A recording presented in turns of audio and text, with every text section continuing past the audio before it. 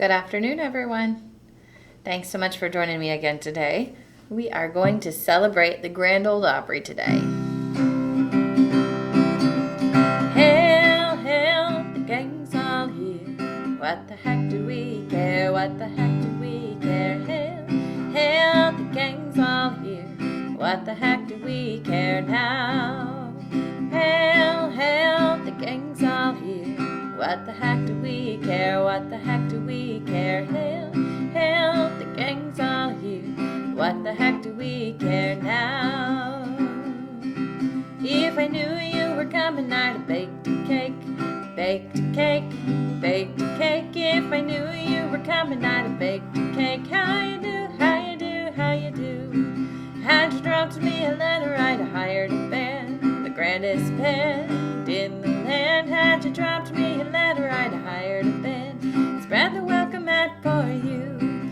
Now I don't know where you came from, 'cause I don't know where you've been, but it really doesn't matter. Grab a chair and fill your platter and dig, dig, dig right in. If I knew you were coming, I'd have baked a cake, baked a cake, baked a cake. If I knew you were coming, I'd have baked a cake. How you do, how you do, how you do?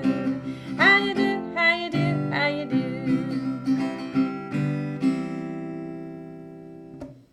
So as I said earlier, we'll be celebrating the Grand Old Opry today. So we'll do lots of country and western, only songs from Grand Old Opry artists. So some history of the Grand Ole Opry. Maybe you have been there or been to a concert or an event there.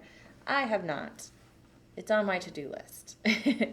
So from November 1925 to October 1934, it really has an extensive history. It had a lot of kind of turmoil. So we'll go over it all. One of the founders of the National Life and Accident Insurance Company had a fascination with radio and convinced the company to launch its own radio station. In its downtown Nashville office, National Life built a small studio with a window, which passerby in the hallway could peer into. With call letters that were an acronym for National Life's slogan, "We Shield Millions," WSM went on the air on October 5th, 1925.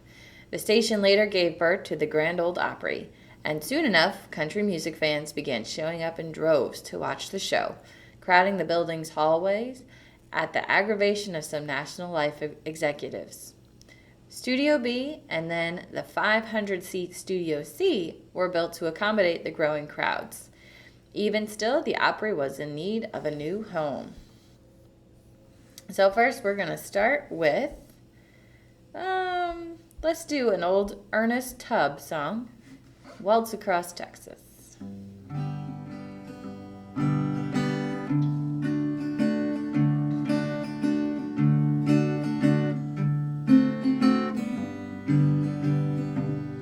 When we dance together, my world's in disguise.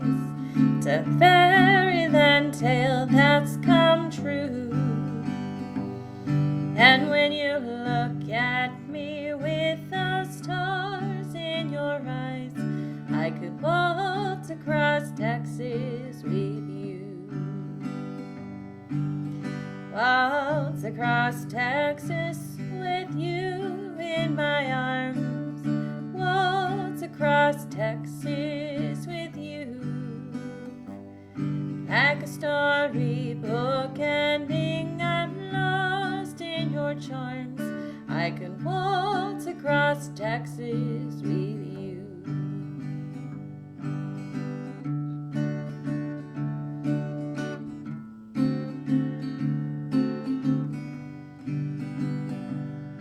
My heartaches and troubles are just up and gone the moment you come into view.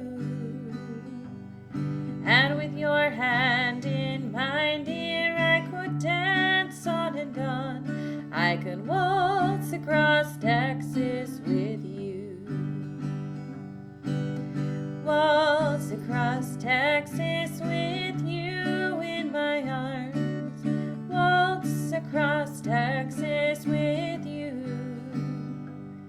like a storybook ending and lost in your charms.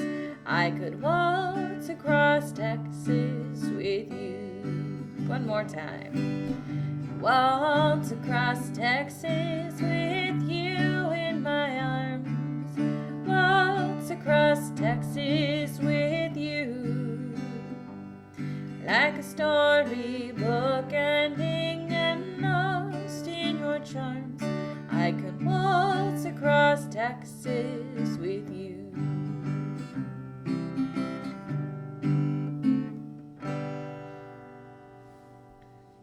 I think I forgot to mention also that all of this information is coming off of the Grand Ole Opry's website under the History tab.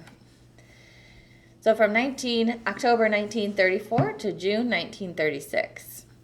On October 3rd, 1934, the Opry moved into a small community playhouse near Vanderbilt University that still operates today as the Belcourt Theater. It was here that the Opry began selling advertising on the broadcast, and the show was divided into the sponsored segments that are still heard on the show today. The theater was small, so artists would often perform twice to separate audiences in one night. From 1936 to 1939. Beginning June 13th, 1936, the Opry held court at a religious meeting hall on Fatherland Street in East Nashville called the Dixie Tabernacle. It was a rustic venue with a dirt floor, wooden plank benches, and roll-up canvas walls.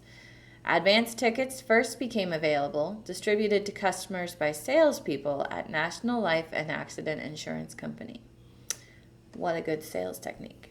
It was effective, as National Life hoped to increase its business in rural and working class communities, creating affordable payment plans for its insurance policies. So if you were a member of National Life, you got tickets first. Who would have thought? Not me. All right, here's another one. This is Johnny Cash, but I'm not going to do his very well-known Folsom Prison Blues or I Walk the Nine. We're going to do Wayfaring Stranger.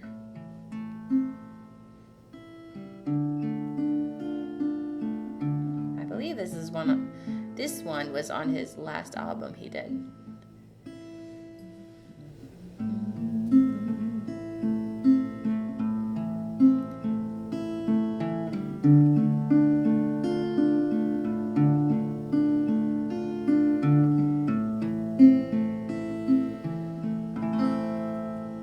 I'm just a poor wayfaring stranger, traveling through this world below. There is no sickness, toil, nor danger in that bright land to which I go. I'm going there to see my Father and all my loved ones who've gone on. So I'm just going over Jordan. I'm just going over home.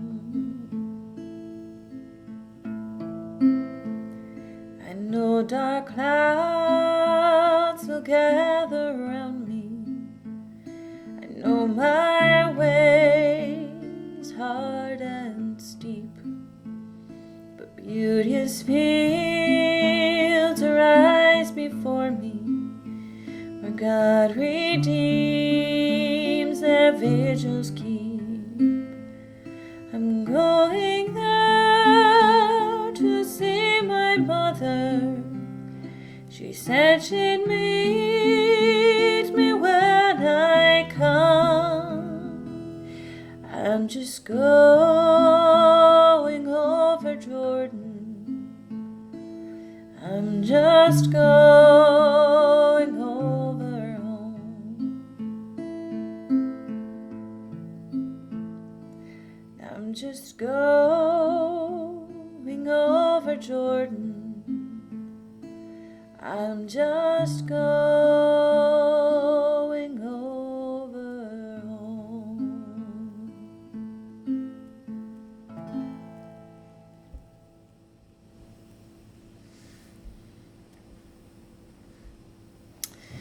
All right, from June 1939 to June 1943. Completed in 1925, the Neoclassical War Memorial Auditorium was perhaps Nashville's most elegant performance hall.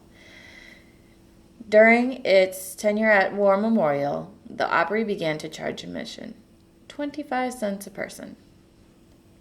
However, rowdy Opry fans eventually wore out their welcome, and the Opry was forced to find a new venue, but the show would be back for a brief stint decades later.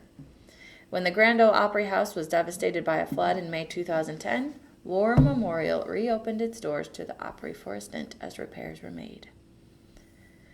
From June 1943 to March 1974. In 1892, steamboat shipping magnate Thomas Ryman commissioned the construction of the Union Gospel Tabernacle on the same spot where he heard Reverend Sam Jones deliver a fire and brimstone speech at a tent revival.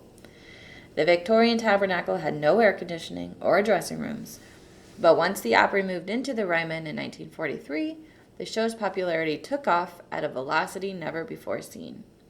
Lines wrapped around the venue to get into the 2,300-seat auditorium. The show broadcast from the downtown venue, which came to be known as the Mother Church of Country Music, until March 15, 1974, when it moved into the larger Grand Ole Opry House across the city. The Opry returns to the Ryman each winter for a special run of Opry at the Ryman, which celebrates the Ryman's status as the show's most famous former home. Ryman is also one of the nation's most active concert venues, hosting artists from all genres, renowned for its world-class acoustics. Here is the Wabash Cannonball by Roy Acuff.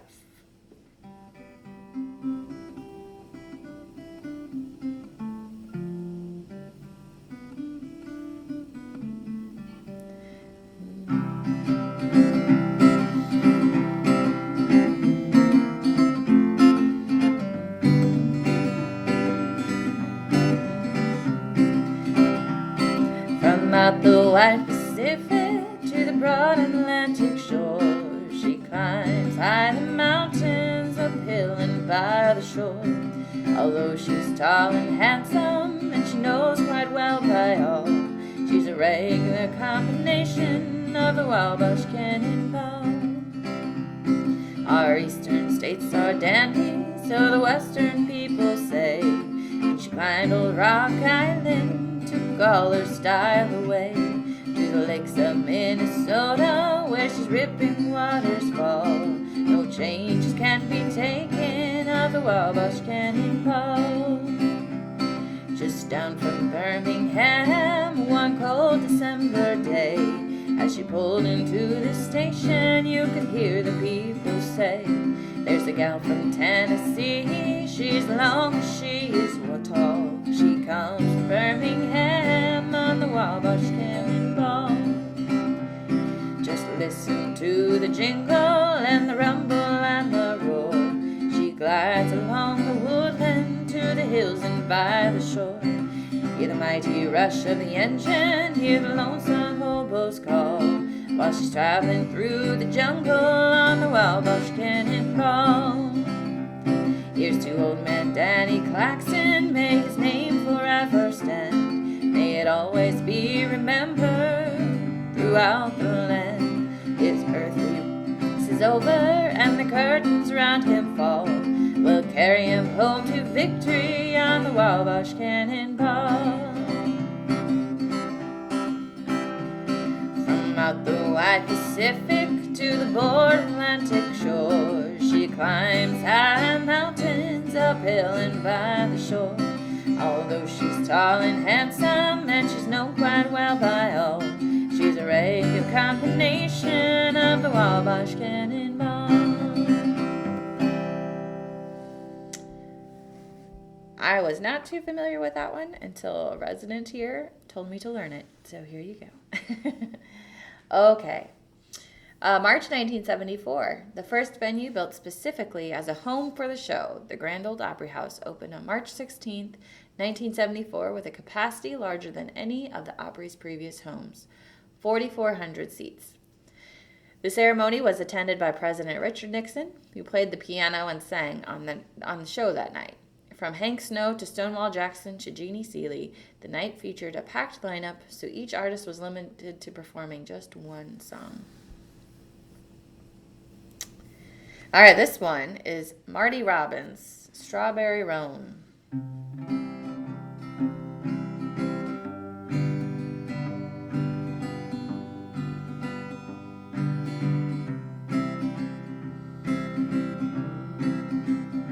I better raise it up. He sings real low. Let's do that.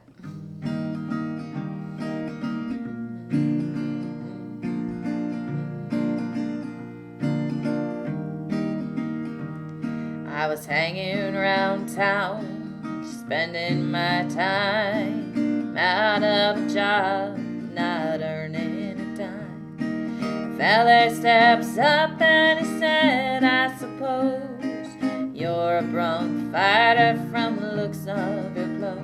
It figures me right, I'm a good one, I claim. Do you happen to have any bad ones to tame? Said he's got one, a bad one to buck. Throwing good riders, he's had lots of luck. I gets all head up and I asked what he pays to ride this old nag for a couple of days. He offered me 10, I said I'm your man. A bronc never lived that I couldn't fan. He said, get your saddle, I'll give you a chance. In his buckboard we hopped and he drives to the ranch. I stayed till morning and right after chuck, I stepped out to see if that outlaw can buck. Down at the horse corral, standing alone, is an old caballo, a strawberry loan. His legs are all spavined, he's got pigeon toes, little pig eyes and a big Roman nose, little pin ears that touched at the tip. 44 brand was on his left hip. You-necked and old with a long lower jaw, I could see with one eye he's a regular outlaw. I gets the blinds on him, sure it's a fright. Next comes the saddle and I screw it down tight. And I steps on him and I raises the blinds. Get out of the way, boy, he's gonna unwind. He sure is a broad walker, he's a big side. He only likes wings for to be on the fly. He turns his old belly right up to the sun. He sure is a sun-fishing son of a gun. He's about the worst bucker I've seen on the range. He'll turn on a nickel and give you some change. He hits on all fours and goes up on high, leaves me a spinning up there in the sky. I turn over twice and I come back to earth, lights and a cussing the day of his birth. There are some ponies that I cannot ride, there's some of them left, they haven't all died. I bet all my money that man ain't alive, that'll stay with old Strawberry when he makes his high dive.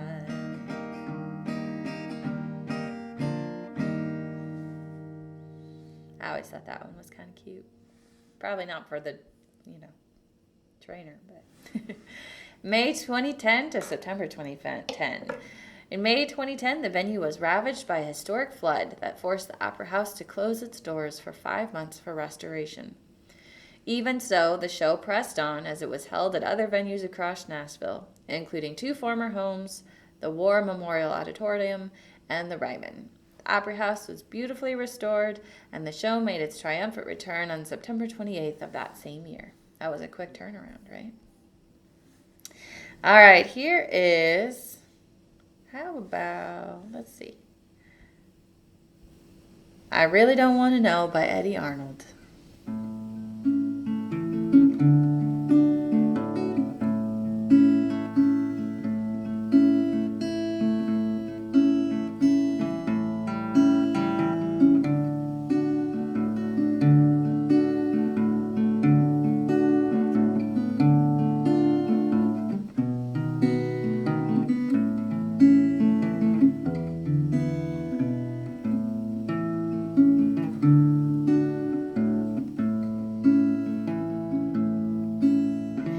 How many arms have held you and hated to let you go? How many I wonder, but I really don't want to know.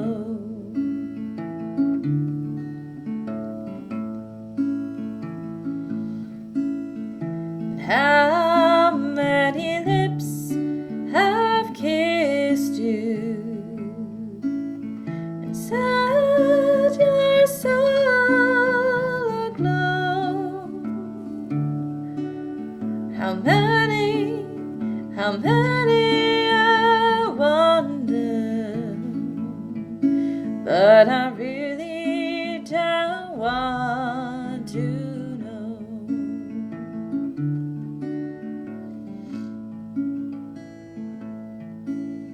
So always make me wonder, and always make me guess, and even if I ask you, darling, don't confess, just let it remain your secret.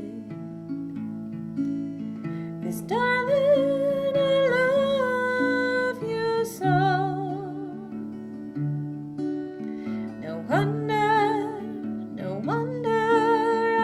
wonder, though I really don't want to know.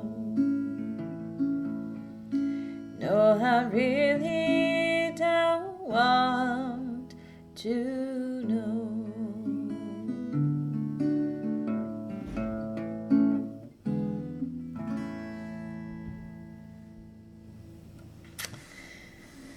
All right, that was Eddie Arnold. The Grand Ole Opry introduced a new custom-built theater that opened backstage tours with music, state-of-the-art special effects, 3D film images, priceless archival footage, and superstar hosts Garth Brooks and Trisha Yearwood in 2019. And today, COVID-19 affects more people globally and shuts down much of the United States. In March, the Grand Ole Opry made the hard decision to cancel live audience shows, but quickly launched a live stream event in a historic moment in Opry history with the Saturday Night Grand Ole Opry. The Opry returned to its roots as a live weekly broadcast show without an audience. The show continues to be broadcast live to homes across the world on WSM Radio and Circle TV, keeping the music playing, the Circle unbroken. So I'm not sure if you have to pay to watch those concerts or not, but maybe something to look up.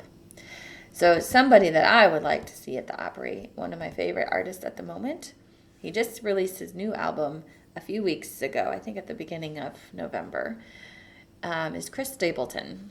And he just has a voice that is smooth, and he's an amazing songwriter. And I don't think he gets enough credit. So if you're interested in new music, look up Chris Stapleton. All right, we have time for a few more. So how about we do some George Jones? He Stopped Loving Her Today.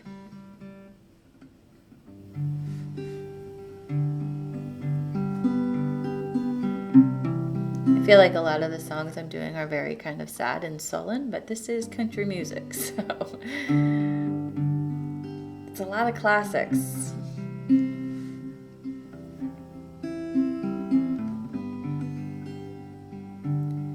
said I love you till I die. She told him you'll forget in time. As the years went slowly by, she still preyed upon his mind. He kept her picture on his wall, went half crazy now and then, but he still loved her through it all, hoping she'd come back again. He kept some letters by his bed, dated 1962. He had underlined in red every single I love you. I went to see him just today. I didn't see no tears. I just stopped to go away. First time I'd seen him smile in years. He stopped loving her today. They placed a wreath upon his door. Soon they'll carry him away. He stopped loving her today.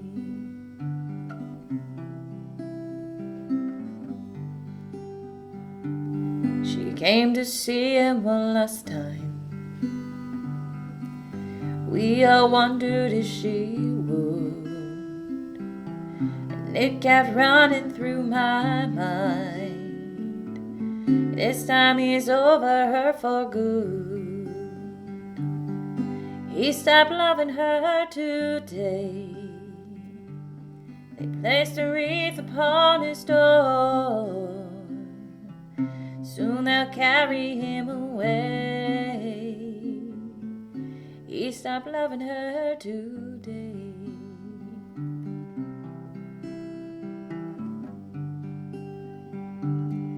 He stopped loving her today. They placed a wreath upon his door. Soon they'll carry him away.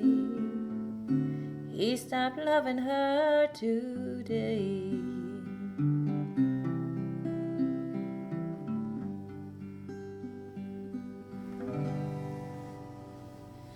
George Jones.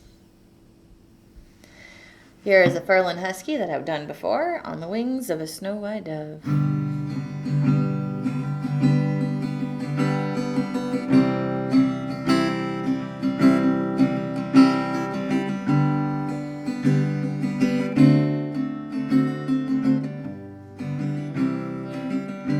On the wings of a snow-white dove, he sent his pure, sweet love, sign from above. On the wings of a dove, trouble surrounds us, evil comes, the body grows weak, spirit grows numb. When these things beset us, he doesn't forget us. He sends down his love on the wings of a dove. On the wings of a snow-white dove, he sent his pure, sweet love, a sign from above. On the wings of a dove, Noah had drifted on the flood many days. He searched for land in various ways. house he had some, but he wasn't forgotten. He sent down his love on the wings of a dove, on the wings of a snow white dove. He sent his pure, sweet love, a sign from above, on the wings of a dove, on the wings of a snow white dove. He sent his pure, sweet love, a sign from above, on the wings of a dove, on the wings of a dove, on the wings of a dove.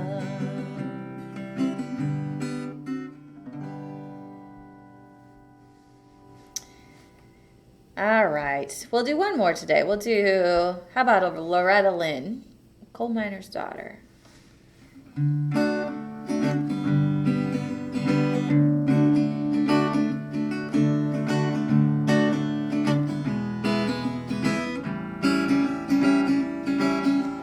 I was born a coal miner's daughter in a cabin on a hill in Butcher Holler. We were poor, but we had love. That's one thing that Daddy made sure of. Shoveled coal to make a poor man's dollar. My daddy worked all night at the Medmere coal mine, all day long in the field of hoeing corn. Now me rock the babies at night, read the Bible by a coal line. Everything would start come break of morn.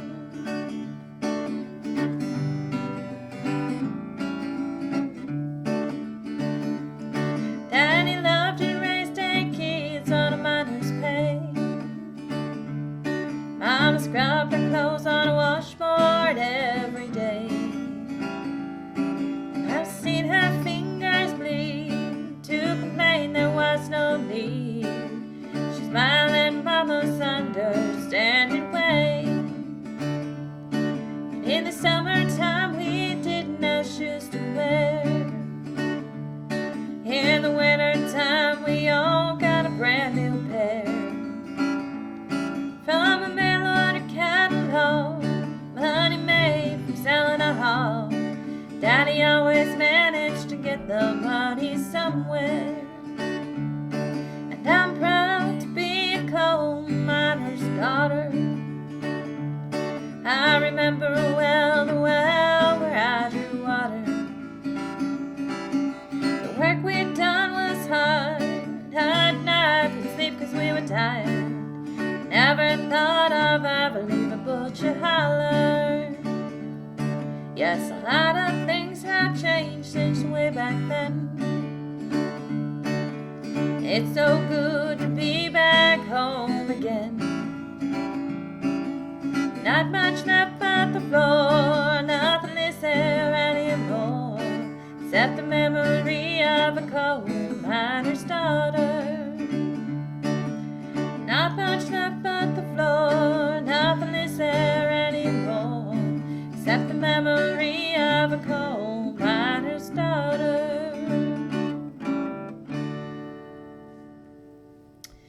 Well, thank you so much for joining me today, and I will see you again next time. Have a good day. Be well. Bye-bye.